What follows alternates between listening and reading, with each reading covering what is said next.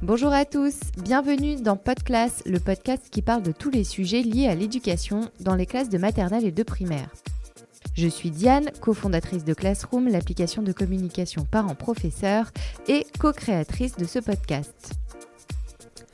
Aujourd'hui, vous allez entendre Vincent Paré, auteur de 2 romans pédagogiques, nous parler de différenciation, d'évaluation, mais surtout de sa passion, la pédagogie. Vincent est inspecteur de l'éducation nationale et son discours est très apaisant et rassurant. Il nous fait du bien dans cette période où on peut subir des pressions ministérielles ou académiques et où les réseaux sociaux nous donnent parfois l'impression que tout le monde fait tout très bien, sauf nous. Allez, c'est parti. Alors Vincent Paré, bonjour. Bonjour. Donc vous êtes inspecteur de l'éducation nationale dans le premier degré et passionné de pédagogie.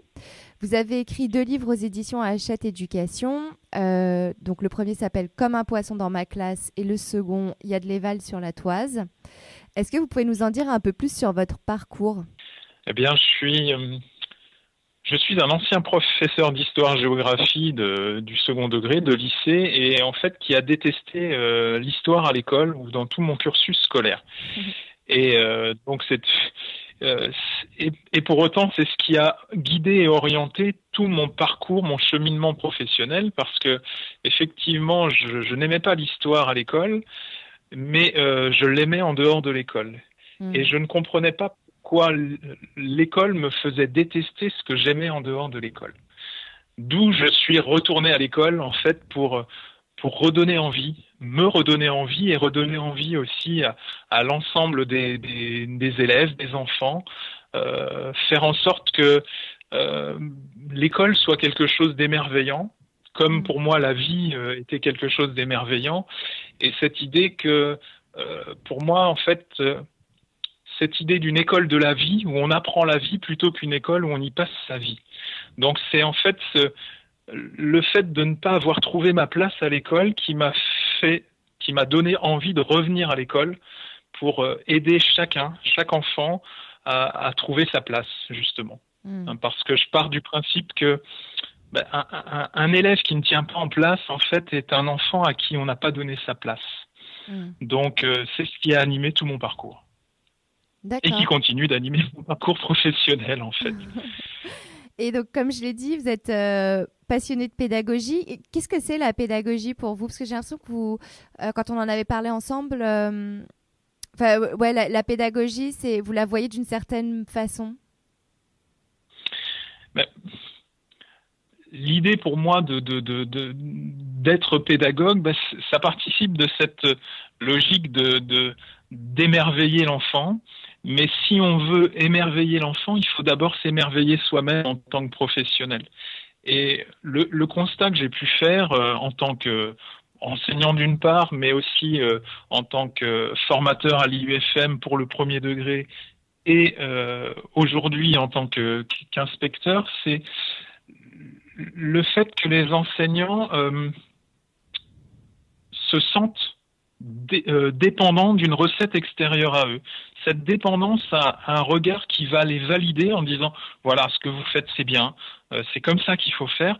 Et moi, je suis très méfiant dans cette idée d'une vérité en pédagogie. Et à tous les enseignants que je rencontre, je leur dis « méfiez-vous de toute personne qui arrive en disant je détiens la vérité en pédagogie ». La vérité en pédagogie, c'est ça. Moi, je leur exprime plutôt le fait que si ce que vous développez assure l'épanouissement affectif et intellectuel des enfants qui vous sont confiés, alors vous êtes dans le vrai. Et ça, c'est un élément qui me semble essentiel, d'où j'aide les enseignants en fait à oser, à faire en sorte qu'ils se rendent compte que la première des richesses en pédagogie, c'est eux. Richesse en pédagogie et humaine, mais que c'est eux, en fait. Et d'accepter, d'intégrer l'idée que on enseigne comme on est, en fait. Et c'est pour ça que je propose des temps de formation, et notamment aux enseignants stagiaires, avant même qu'ils soient formatés, avant même que, quand ils mettent un premier pas dans leur classe, qu'il soit, je disais oui, formaté par un formateur, un tuteur ou autre, en disant voilà, c'est comme ça qu'il faut faire, c'est comme ça qu'il faut être. Et moi, plutôt que d'être dans c'est comme ça qu'il faut faire et c'est comme ça qu'il faut être, c'est plutôt les aider à faire un voyage de soi vers soi, en passant après par les enfants, mais d'être au clair avec soi-même sur leurs valeurs, sur pourquoi je suis devenu enseignant, c'est quoi pour moi un bon enseignant, c'est quoi un élève qui réussit, c'est quoi une classe qui fonctionne, et de renvoyer vraiment à cette compréhension et intégration de soi que oui, fondamentalement, la première des richesses pédagogiques et humaines, c'est moi. D'ailleurs, j'ai lu quelque part sur Internet que vous êtes responsable de la culture humaniste.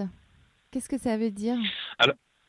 Alors en fait, j'ai été sollicité en tant qu'inspecteur pour travailler, pour piloter et travailler avec un groupe national d'inspecteurs ou autres sur avant ce qu'était l'ancien programme, la culture humaniste, qui regroupait l'histoire, la géographie, l'enseignement moral et civique, les parcours d'éducation artistique et culturelle. Donc, et moi, ce terme de culture humaniste me touchait particulièrement parce que, comme je vous le disais, on fait un métier, le métier d'enseignant, c'est un métier de la relation humaine et de la bienveillance, de l'écoute, du respect de l'autre. Et donc le terme culture humaniste pour moi résonnait vraiment fort.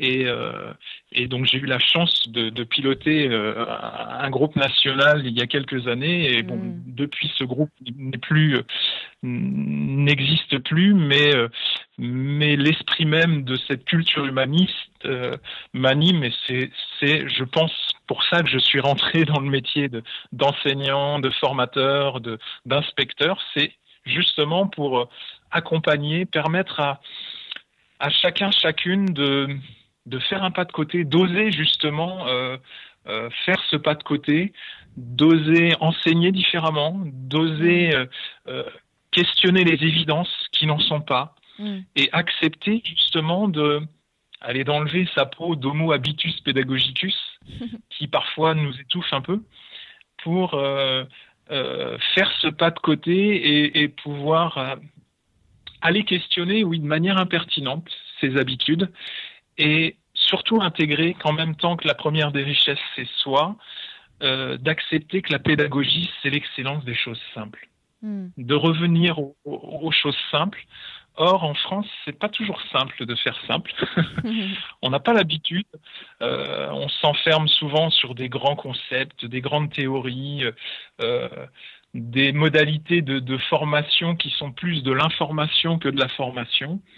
Et donc, j'aide, et c'est vraiment, je crois, le sens de mon travail, et en tant qu'inspecteur de surcroît, de rassurer les enseignants pour qu'ils soient en capacité d'oser, justement, d'oser faire ce pas de côté, d'aller dans un inconnu, parfois souvent insécurisant, et de se rendre compte que cet inconnu, au final, c'est le piment du métier, parce qu'au final, ils ne risquent rien. Et à faire comme ils le sentent aussi. Je crois que c'est ça. Je crois que c'est une invitation pour moi à oser faire comme ils le sentent. Voilà. Oui, d'ailleurs, vous m'avez dit qu'en formation, vous sentiez une vraie réceptivité des apprentis enseignants, je ne sais pas comment on dit, mais qu'une fois que vous les revoyez en classe, vous aviez l'impression qu'ils n'arrivaient pas à mettre les choses en place ou ils n'osaient pas En fait, c'est ce qui explique mon parcours donc d'enseignant à formateur à l'IUFM pour le premier degré et ensuite inspecteur. Je suis devenu inspecteur, non pas dans une rupture avec mon ancien métier de formateur, mais plutôt dans une continuité. Et je me rappelle très bien ce moment où j'ai décidé de devenir inspecteur. C'est le moment où, à l'IUFM, donc je formais des enseignants, je leur proposais des approches que je viens d'évoquer avec vous tout à l'heure. Et puis, je les voyais motivés, je les voyais dans l'envie. Et puis, l'année d'après, une fois titularisés, je retourne les voir dans la classe et là, je me rends compte qu'ils font exactement le contraire de ce qu'ils avaient envie de faire l'année d'avant. Et là, je me dis, mais je leur demande, mais pourquoi vous ne faites pas ce que vous aviez envie de faire? Et là, ils m'avaient répondu très clairement, ce que vous nous avez proposé, ça nous parle, ça nous parlait, mais on ne s'autorise pas parce qu'on n'a pas la caution institutionnelle. Et je me rappelle vraiment ce jour où je leur ai dit, c'est la caution institutionnelle que vous voulez, vous allez l'avoir. Et c'est pour ça que je suis devenu inspecteur, non pas dans une rupture, non pas dans une logique de contrôle ou autre, mais vraiment dans une logique d'accompagnement, d'incitation, de donner envie, comme moi en tant qu'élève, quand je n'avais pas envie d'aller à l'école, et puis tout d'un coup de me dire, mais pourquoi je n'insufflerais pas de la vie à l'école plutôt que de sortir de l'école en me disant, bon, je vais enfin profiter de la vraie vie hors de l'école, alors que l'enjeu pour moi, c'est de profiter de la vie. C'est une école de la vie, quoi, de donner envie à l'école. D'où ma logique et en tant qu'inspecteur, j'essaye en tout cas d'être dans cette même logique, de donner de la vie et de l'envie du côté des enseignants, parce que si eux ont envie, ils vont donner aussi envie à leurs élèves. Alors, pour parler un petit peu de vos livres, il y a l'originalité de vos livres, c'est que ce sont des romans pédagogiques. Est-ce que vous pouvez nous expliquer ce qu'est un roman pédagogique et pourquoi vous avez fait ce choix? Le choix, il est pour moi très clair. Je suis, comme vous l'avez dit, un amoureux de la pédagogie et j'ai fait beaucoup de formations. Je continue d'en faire et ça, j'y tiens en tant qu'inspecteur, de mener des animations, des formations. Mais le problème de ces formations, c'est que parfois on a tendance, comme je vous le disais tout à l'heure, à être dans de l'information. C'est de la conférence, je livre de l'information. Et alors que je travaille beaucoup moi sur cette dimension de créer de la vie dans la formation. J'aime bien citer André Lenôtre, le jardinier du Roi Soleil à Versailles, qui disait « L'œil crée la perspective, c'est la marche qui la fait vivre ». Eh bien, moi, je participe de la même logique en pédagogie, c'est que l'œil identifie la pédagogie, mais c'est la marche, donc l'approche corporelle qui la fait vivre.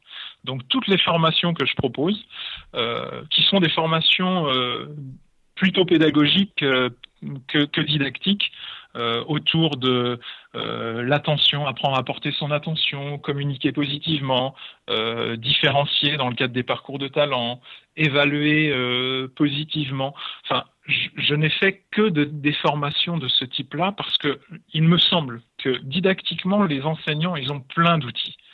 Ils ont plein d'outils extérieurs à eux, mais l'idée de l'excellence des choses simples qu'est la pédagogie, ça, ils n'ont pas toujours ces éléments-là, ils ne sont pas toujours outillés. Donc, j'assure ces formations-là et l'expérience me montre que toutes ces formations où je donne à vivre des situations plutôt qu'à recevoir de l'information, je me suis rendu compte que dans cet esprit-là, j'avais envie de poursuivre encore, d'expérimenter, parce que je suis moi aussi dans une expérience permanente, d'autres formes de formation. Et j'ai écrit ces livres, en fait, c'est de la faute des enseignants, parce que lors d'entretiens, lors de temps d'inspection, d'observation et d'entretien ensuite, je leur présentais des modalités de différenciation par le biais des parcours de talent, des modalités d'évaluation positive par le biais d'outils que j'avais créés type Évaltoise. Et les enseignants disaient, mais c'est super intéressant ce que vous nous dites, ça nous parle, ça nous touche, on peut trouver ça où? Et là, moi, je leur disais dans ma tête. Donc, je crois que ça a été le déclencheur de me dire, bon, peut-être que ça serait bien de le poser dans un écrit, de le mettre à plat pour qu'on permette aux enseignants de pouvoir s'y référer. Mais je n'avais surtout pas envie de faire des bouquins de pédagogie. Parce que ça alimentait pour moi cette représentation de proposer des démarches aux enseignants et de les enfermer quelque part, une fois de plus, dans des recettes extérieures à eux, dans une quête de recettes extérieures à eux. Or, le problème, et moi je m'en étais rendu compte, c'est que on a beau proposer des recettes extérieures à soi, mais si on n'expérimente pas soi-même la recette, ça ne fonctionne pas. Et donc, c'est comme de demander à quelqu'un de se glisser dans les chaussons d'un autre. Alors, ces chaussons, soit ils sont trop grands, soit ils sont trop petits, soit ils grattent, soit ils chatouillent. D'où l'idée pour moi de proposer non pas une démarche qui imposerait quelque chose aux enseignants, mais plutôt un processus. Or, l'idée moi je suis un amoureux des histoires, je suis conteur à mes heures perdues, j'ai recréé à mon domicile, dans une vieille bâtisse du XVIIe siècle, des veillées contées à la lueur de la chandelle, et je me suis dit, quoi de mieux que des histoires pour porter un discours. Et c'est vrai que les enseignants sont, il me semble, souvent inondés de ressources. Il y a plein de ressources partout, de logique, mais de mon point de vue, il y en a trop. Et ce qui fait qu'effectivement, dans le souci d'aller vite, de choisir, dans la foultitude d'informations, quelque part, ils n'ont pas toujours le temps.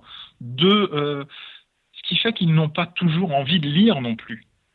D'où, par contre, l'idée de lire des histoires me paraissait être un élément, une entrée intéressante.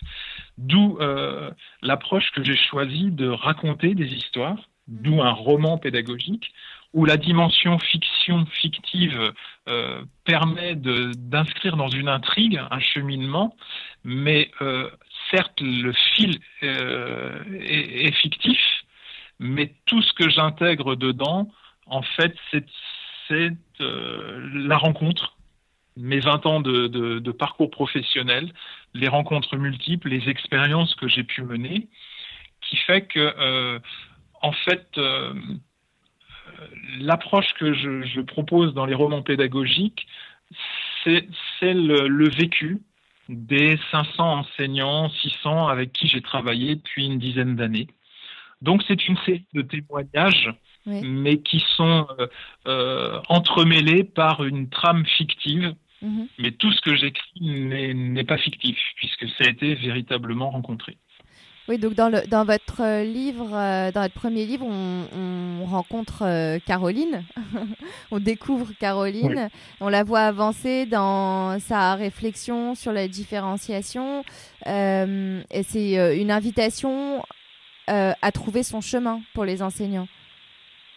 C'est ça, c'est surtout pas une injonction à faire, mais c'est plutôt une invitation à être. Quand je parlais d'un voyage de soi à soi le roman pédagogique, les deux, et puis le troisième qui va arriver, on est vraiment dans une inscription des enseignants dans un processus, un cheminement où ils vont choisir ce qui leur parle, ce qui leur parle moins. Et les retours que j'ai eus de la majorité des personnes qui ont lu, c'est « mais Caroline, c'est moi, Caroline, c'est moi, Caroline, c'est moi ». J'ai envie de dire oui, c'est normal, puisque je n'oblige pas à choisir et à suivre une méthode qui s'imposerait à chacun, mais plutôt à faire écho de son propre cheminement personnel. Et d'où quoi de mieux qu'une histoire pour faire histoire de sa propre histoire en soi. Et la magie des contes, justement, où je m'appuyais sur ces contes, c'est que quand je conte, je raconte la même histoire à un enfant de 7 ans qu'à un chérubin de 77 ans. Et l'intérêt, c'est que chacun va se raconter sa propre histoire, faire ses propres images mentales, ce qui fait que chacun va lire à son niveau d'intégration, d'image mentale, l'histoire. L'intérêt d'un roman pédagogique, c'est que là aussi, chacun se fait sa propre histoire. Caroline n'est jamais représentée. Il n'y a pas de dessin de Caroline et autres. Donc chacun s'imagine sa propre histoire en fonction de son vécu personnel. Et donc, votre premier livre, ça parle de différenciation. Est-ce que vous pouvez nous en dire un petit peu plus sur qu'est-ce que la différenciation et ce que ça apporte? Alors, l'idée de la différenciation, en fait, les 3 ouvrages que j'écris là sont les 3 thématiques qui me semblent être les plus problématiques et dont les enseignants m'ont fait remonter leurs difficultés. Comment je gère l'hétérogénéité de ma classe, d'où le premier roman Comme un poisson dans ma classe, qui aborde la mise en place des parcours de talent, donc une démarche de différenciation que j'ai créée et expérimentée. 2, comment j'évalue, comment faire en sorte que l'évaluation soit véritablement un outil pour l'enfant d'abord, pour le rendre compte aux parents ensuite, qui comprennent les choses, et que ça ne soit pas un outil de type livret de compétences qui soit illisible et par l'enfant et par les parents, et qui soit long à remplir par un enseignant qui, au final, ne dit pas grand-chose des progrès de l'enfant. Et puis, 3e thématique, là, que je suis en train de finaliser, dans un 3e roman pédagogique, c'est comment j'accompagne les élèves à difficultés comportementales. Donc, ces 3 thématiques qui sont, pour moi, les trois problématiques principale majeure des enseignants depuis X années. J'ai voulu y apporter une réponse, mais qui participe de l'excellence des choses simples, du processus. Donc, dans le premier ouvrage sur la différenciation, certes, j'aborde la mise en œuvre des parcours de talent que j'ai pu créer, mais je vais au-delà de ça, c'est-à-dire que c'est pas le résultat qui compte, c'est pas la mise en œuvre des parcours de talent en soi, qui fonctionne très bien, mais c'est comment j'arrive petit à petit à cheminer pour réussir à mettre en place une différenciation simple, efficace et qui permette de répondre aux besoins de chaque enfant. Donc le roman, et c'est pédagogique et c'est toute sa force, il me semble, c'est matérialiser justement ce cheminement qui est d'abord faire le constat de je n'y arrive pas, et c'est normal parce que différencier, on pense individualiser. Or, individualiser, c'est impossible, même avec 10 enfants dans une classe. Donc, c'est en fait, derrière la thématique de la différenciation, c'est réinterroger justement ces gestes simples, ces évidences qui n'en sont pas. D'où, en fait, c'est tout un cheminement où l'enseignante, Caroline, va explorer de manière impertinente toutes les pratiques, tous les gestes, toutes les représentations qu'elle peut avoir du métier, et de se dire, mais en fait, pourquoi je fais ça comme ça et pas autrement? Donc c'est surtout pas une méthode, mais ça éclaire justement sur un processus qui va permettre à chaque enseignant de pouvoir s'agréger au dispositif, à la mise en œuvre des parcours de talent ou pas. Donc c'est un croisement en fait des critiques, des hésitations, des doutes, des réussites du moment, des allers-retours permanents inhérentes en fait à tout tâtonnement d'enseignants, et pour arriver enfin à se dire oui, ça me parle les parcours de talent, ou je me sens pas encore complètement prêt, mais ça c'est pas grave. C'est vraiment l'idée pour moi, c'est d'accepter de semer les choses. Et je me rappelle en tant qu'inspecteur, quand je suis arrivé dans ma première circonscription, j'avais envie de tout révolutionner, tout changer, tout innover. Et j'ai vite appris qu'il fallait prendre le temps. Et donc j'ai semé des graines. Il y en a qui ont tout de suite poussé, d'autres qui ont commencé à germer 8 ans après, et puis d'autres qui ont pourri sur place. Et j'ai envie de dire c'est OK, dans le sens où j'ai appris, et ça m'a fait gagner beaucoup d'énergie et de temps, qu'on ne peut pas agir sur les autres. On ne peut pas. Ça ne sert à rien de chercher à faire bouger les autres. Par contre, la seule personne sur qui vous pouvez agir, c'est vous. Et en agissant sur vous, c'est-à-dire en étant cohérent avec vous-même, en tenant un discours cohérent pendant 10 ans, 15 ans, ben, vous allez vous rendre compte que petit à petit, les choses bougent autour de vous, tranquillement, doucement, et que une personne va bouger, puis une autre, puis une autre, puis une autre. Et c'est vraiment pour moi l'enjeu de mes ouvrages. C'est pas, ça n'est surtout pas convaincre, ça n'est surtout pas agir sur les autres, mais c'est une invitation d'abord à agir sur soi, chacun. Et d'où cette idée quoi, que le roman pédagogique, pour moi, c'est vraiment ce voyage de soi à soi, donc de soi vers soi, et puis petit à petit en passant par les autres. Donc, Alors, dans votre deuxième livre, il y a de l'éval sur la toise, ou comment évaluer de façon positive. Donc, c'est encore une fois un roman pédagogique. On retrouve Caroline à nouveau. Et cette fois, elle n'est pas seule. L'histoire tourne autour de 4 personnages. Et les 4 personnages vont donner leur vision de l'évaluation, c'est ça, de comment ils reçoivent l'évaluation. Et du coup, ça amène à une réflexion. c'est exactement ça. C'est-à-dire que en fait, cet ouvrage parle d'un siècle d'évaluation. C'est-à-dire que Caroline, qui a 45 ans, plus ou moins 2, puisqu'elle hésite à donner son âge, compterait 3 autres personnes, 3 autres personnages qui sont trois générations différentes. On a une personne âgée, ancienne, élue aux affaires scolaires municipales de 75 ans. On a un manager commercial d'une 30aine d'années. Et puis, on a un enfant de 10 ans, un élève. Et chacun, à son niveau, va parler de son vécu lorsqu'il était enfant, de l'évaluation, mais pas que enfant. C'est aussi aujourd'hui dans leur métier respectif où on évalue à tout niveau. On met une note, on met un like, voilà. Donc chacun va évoquer sa perception de l'évaluation et comment ça a pu avoir un impact sur sa vie d'enfant, mais aussi d'adulte.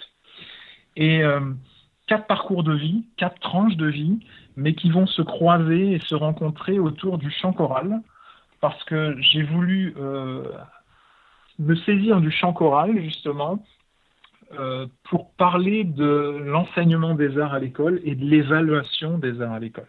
Parce que ça, c'est un élément qui est complexe pour les enseignants. Ils ont du mal à, certes, enseigner les arts, mais aussi et surtout à les évaluer, dans le sens donner de la valeur à. Et donc, c'est vraiment l'ouvrage pour moi, et ça, j'y tiens particulièrement, redonner ces lettres de noblesse à l'évaluation. Non pas une évaluation sanction, vécue comme un coup près, mais plutôt, qui vient du latin valere, donner de la valeur. C'est-à-dire, pour moi, évaluer, c'est donner de la valeur. Ça n'est surtout pas sanction. Or, c'est vrai qu'en France, on a une perception de l'évaluation, une pratique de l'évaluation qui est souvent plus sanctionnante que valorisante. Donc, voilà. Oui. Oui, non, j'allais dire, ce qui est intéressant avec l'évaluation, c'est que, en tout cas, l'évaluation à l'école, elle n'a pas changé, en fait. Là, vous dites, c'est un siècle d'évaluation, mais mes grands-parents étaient évalués comme mes parents, comme j'ai été évaluée à l'école et comme mes enfants le sont aujourd'hui en classe. Donc, ça n'a pas évolué, finalement. Donc, vous êtes pour une évolution de l'évaluation. Oui, et quand je suis pour une évolution, je ne me contente pas de dire ça serait bien de changer les choses. Je dis mais qu'est-ce que vous faites pour changer les choses? Mais pour changer les choses, il faut être force de proposition. Donc mon ouvrage, au-delà de la dimension roman qui permet en fait à chacun de se retrouver dans les personnages, parce que vous verrez que chacun, et là ça concerne toutes les générations, donc toutes les générations se retrouvent forcément dans le personnage, dans un des personnages, et en même temps je propose vraiment un outil que j'ai expérimenté, et les Valtoises, ça fait, je l'ai expérimenté, je l'ai mis en œuvre quand j'étais stagiaire enseignant, donc il y a plus de 20 ans. Donc, et je l'ai expérimenté d'abord en lycée d'ailleurs. Et vous voyez, et après je l'ai formé à tout niveau, de la maternelle jusqu'au cycle 3, collège et puis lycée. Mais je suis force de proposition d'un outil et pas uniquement une généralité de bon ouais, on constate que c'est de l'évaluation sanction, mais qu'en fait, j'ai rien d'autre à proposer que une contestation. Faudrait, ça serait bien que. Et je crois j'ai un principe, en tout cas, qui m'anime depuis toujours, c'est que je ne demanderai jamais à qui que ce soit de faire ce que moi je ne suis pas capable de faire. D'où l'idée d'être force de proposition véritablement à la fois d'un outil, certes, mais au-delà de l'outil, c'est tout un état d'être, un état d'esprit, des valeurs qui véritablement posent l'idée que il n'y a pas d'apprentissage sans évaluation, mais quelle évaluation on veut donner à voir. Moi, dans ma pratique, ça fait bien longtemps que j'ai abandonné les évaluations sommatives. Je ne fais plus d'évaluation sommative, je suis dans une évaluation continue. Et l'utilisation des outils évaltoises que j'ai pu expérimenter depuis 20 ans, ça s'inscrit dans l'idée d'une matérialisation, d'un cheminement d'élèves, matérialiser ses progrès, ses processus d'apprentissage. En fait, faire en sorte que l'évaluation soit pensée comme une toise qui permet aux élèves de se voir réussir et grandir. Alors, vous avez parlé de votre... Oui, dites-moi. Allez-y. Et je disais, et toute génération, c'est-à-dire que le deuxième ouvrage, certes, aborde le milieu scolaire au départ, mais il l'élargit vraiment à l'ensemble des sociétés. Sphères scolaires. Et on est sur des techniques managériales avec évaltoises. On est vraiment toutes ces approches générales et qui permettent aussi aux parents de créer le lien avec les parents. Ah bah justement, j'allais en parler des parents parce que bon, moi ça m'intéresse beaucoup ce lien avec les familles. Et donc le troisième livre va parler justement de difficultés comportementales. Et moi, c'est ce que je vous avais dit la dernière fois quand on en a parlé ensemble juste avant l'interview. Moi, ça me fait tout de suite penser aux familles parce que je me dis c'est pas quelque chose qui se règle uniquement en classe. Où sont les familles dans tout ça? Les familles, elles sont partout. Et c'est pour ça que j'ai voulu aussi créer un roman pédagogique. Le style roman, c'est faire en sorte que ça soit abordable aussi par tous. Et dès le premier roman, alors certes, il y a une dimension pédagogique importante parce que au départ, c'est destiné aux enseignants, mais ça permet aussi, et plusieurs parents, moi, l'ont lu, extérieurs à l'éducation nationale, mais qui se sont dit, mais moi, ça me permet de mieux comprendre ce que vivent mes enfants à l'école. Donc, ça soit pour le premier qui aborde tous les gestes de base de l'enseignement. Au deuxième, où le dispositif évaltoise, c'est un outil vraiment au service aussi du rendre compte aux parents, dans le lien, retrouver du lien avec l'enfant dans son parcours d'apprentissage. Et puis effectivement, le troisième, qui aborde l'accompagnement des élèves à difficultés comportementales, non pas troubles qui renvoient à la place du médical, mais donne toute sa place aussi aux parents dans le dispositif d'aide auprès des enfants. Quand je vous disais tout à l'heure qu'un enfant ou un élève qui ne tient pas en place est un enfant qui ne connaît pas sa place, j'ai envie de dire un enseignant qui ne tient pas en place est un enseignant à qui on n'a pas donné sa place non plus, et un parent qui ne tient pas en place est un parent à qui on n'a pas donné sa juste place. Donc c'est... pour moi, l'école de la vie, justement, elle ne doit pas être complètement hermétique à la vie et ça doit permettre de fédérer l'ensemble des partenariats, l'ensemble des talents des enseignants, talents des enfants, talents des parents. Parfait, c'est très intéressant tout ça. Merci beaucoup Vincent Paré. Donc on peut retrouver vos livres. Donc il y a de l'éval sur la toise et Comme un poisson dans ma classe sont déjà sortis. Et votre prochain livre sortira, vous avez l'idée? Sortira normalement au mois d'octobre prochain. D'accord. Bon, donc s'il y a des enseignants, des familles qui écoutent le podcast et qui ont envie d'en savoir plus, ils peuvent acheter les livres. Et sinon, vous avez aussi un compte Twitter sur lequel on peut échanger avec vous. Tout à fait. Et n'hésitez surtout pas, au contraire, moi, la démarche que je propose, c'est vraiment une démarche de partage. Et donc, je suis avide de retours, d'avis, pour moi aussi cheminer et continuer d'accepter d'oser faire ce pas de côté et d'expérimenter au service de l'épanouissement de nos enfants, parce que j'ai fait ce métier-là pour ça. Merci beaucoup Vincent. Merci. Au revoir. À bientôt, au revoir. Merci d'avoir écouté Podclass. Si vous avez aimé l'épisode, n'hésitez pas à le noter avec 5 étoiles sur votre plateforme d'écoute pour nous encourager. En attendant, je vous dis à très bientôt pour un nouvel épisode.